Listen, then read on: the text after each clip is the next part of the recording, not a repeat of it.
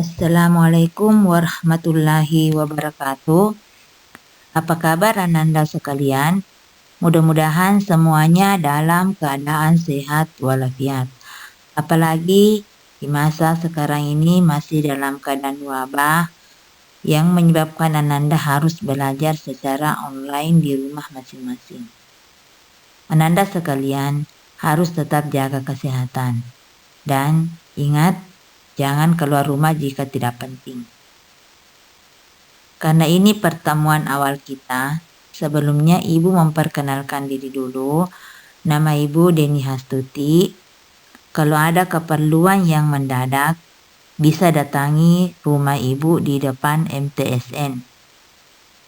Dan mata pelajaran yang Ibu ajarkan yaitu IPA terpadu.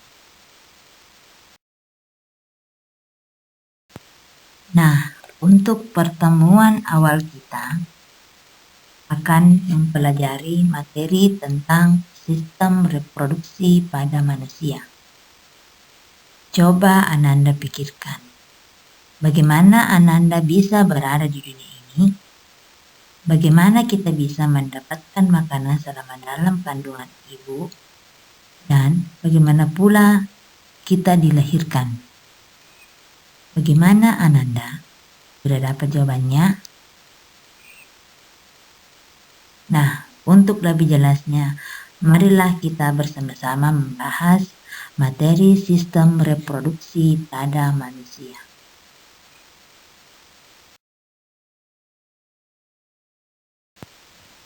Kompetensi dasar untuk mata pelajaran kita hari ini yaitu menghubungkan sistem reproduksi pada manusia dan gangguan pada sistem reproduksi dengan penerapan pola hidup yang menunjang kesehatan reproduksi.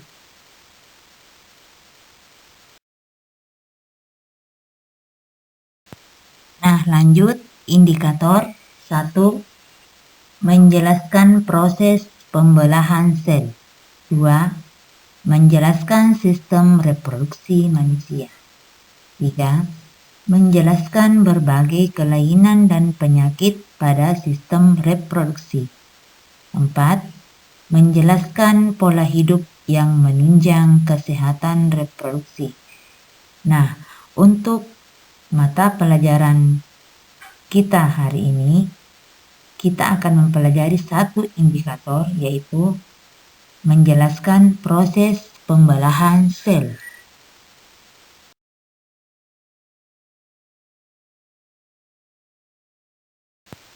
Tujuan pembelajaran kita hari ini yaitu 1. Mendeskripsikan fase-fase pembelahan mitosis dan meiosis. 2. Menjelaskan ciri setiap fase pembelahan mitosis dan meiosis. 3. Menggambarkan fase pembelahan sel mitosis dan meiosis dengan benar. 4. Menerapkan konsep pembelahan meiosis pada spermatogenesis dan oogenesis.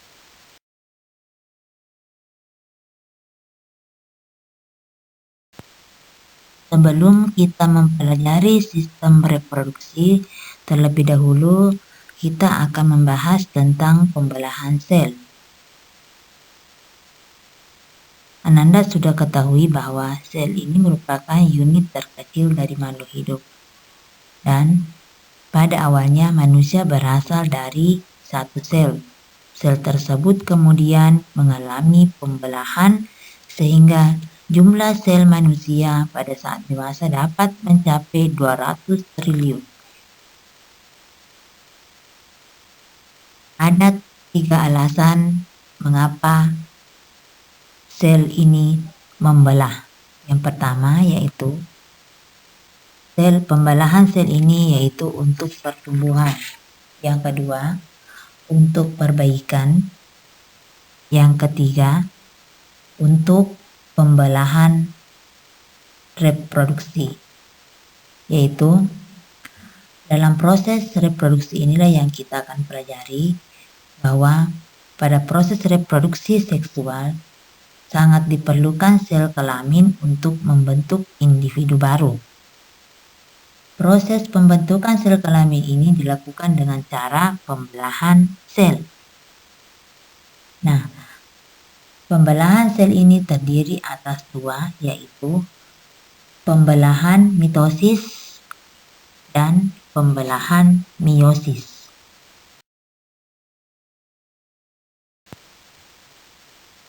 Definisi pembelahan mitosis, yaitu pembelahan mitosis merupakan tipe pembelahan sel yang menghasilkan dua sel anakan yang mempunyai karakter identik secara genetik dengan sel induk.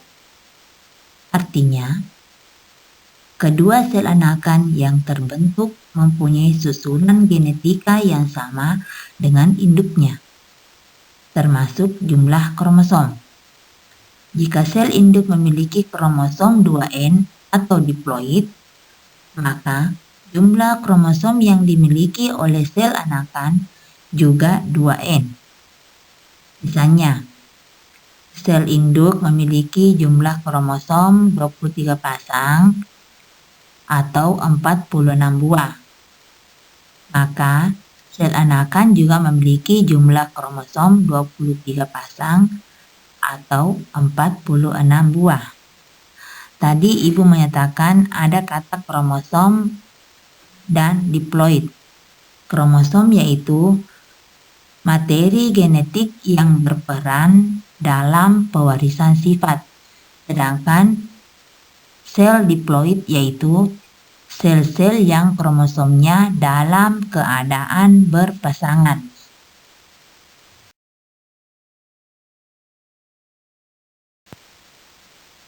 Definisi pembelahan meiosis. Pembelahan meiosis adalah pembelahan sel yang menghasilkan 4 sel anakan yang masing-masing sel anakan hanya memiliki separuh dari jumlah kromosom sel induk. Jadi, jumlah kromosom yang dimiliki oleh sel anakan pada pembelahan meiosis ini adalah N atau disebut dengan haploid. Beda dengan tadi pada proses pembelahan mitosis menghasilkan 2 sel anakan atau 2N disebut dengan diploid.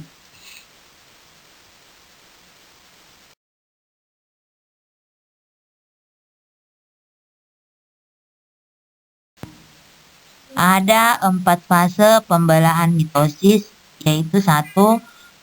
Profase, 2.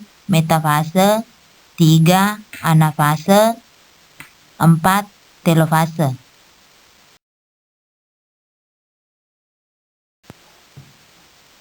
Ada 8 fase pembelahan meiosis.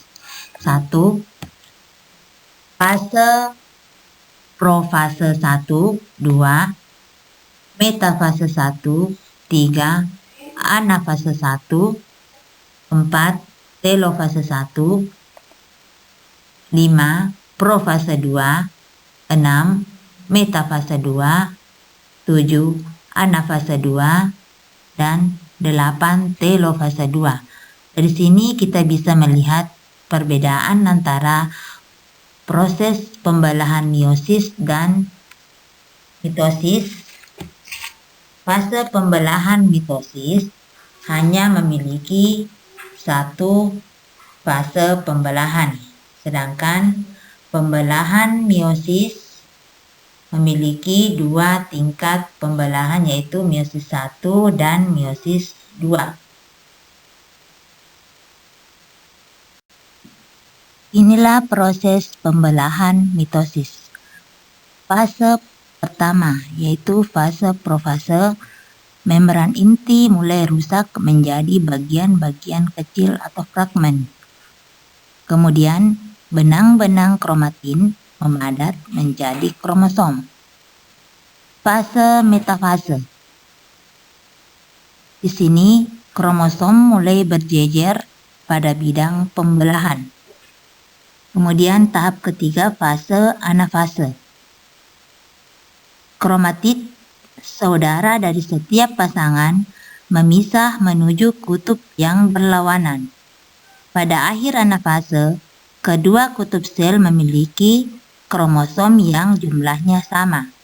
Fase terakhir yaitu fase telofase, yaitu Di sini membran inti mulai kembali bergabung, kemudian kromosom mulai merenggang, sehingga terbentuklah dua sel anakan yang bersifat diploid.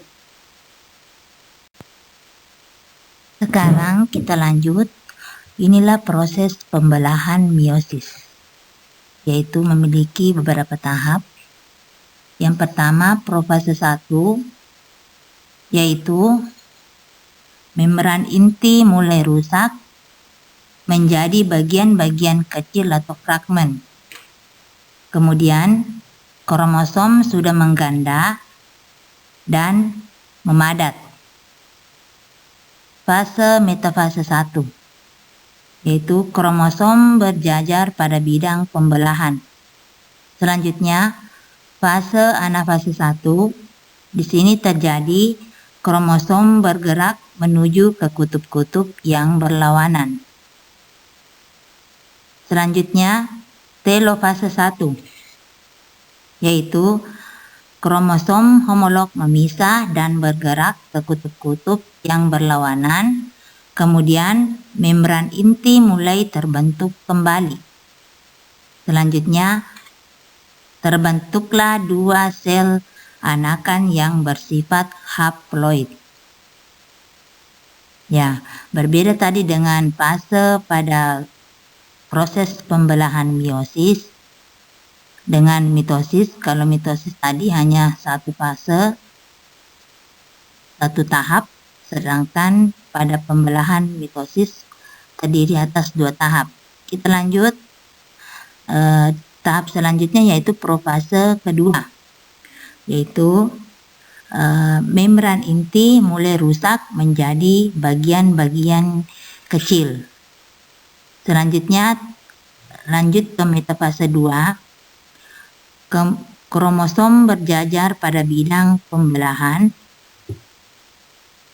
Anafase 2, kromosom bergerak menuju ke kutub-kutub yang berlawanan. Selanjutnya terakhir tahap fase telofase 2, yaitu membran inti terbentuk kembali, ya, atau nukleus terbentuk kembali, sehingga terbentuklah 4 sel anakan yang bersifat haploid.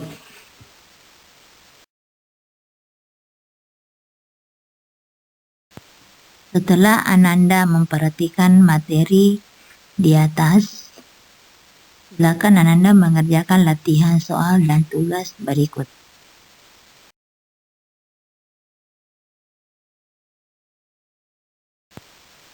Latihan ini dikerja sekarang dan dikumpul hari ini. 1. Tuliskan fase-fase pembelahan mitosis dan meiosis. 2. Jelaskan ciri setiap fase pembelahan mitosis dan meiosis.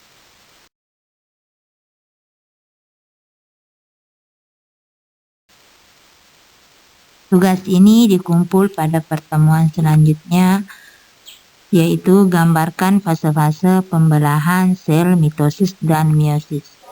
Sekian, Assalamualaikum warahmatullahi wabarakatuh.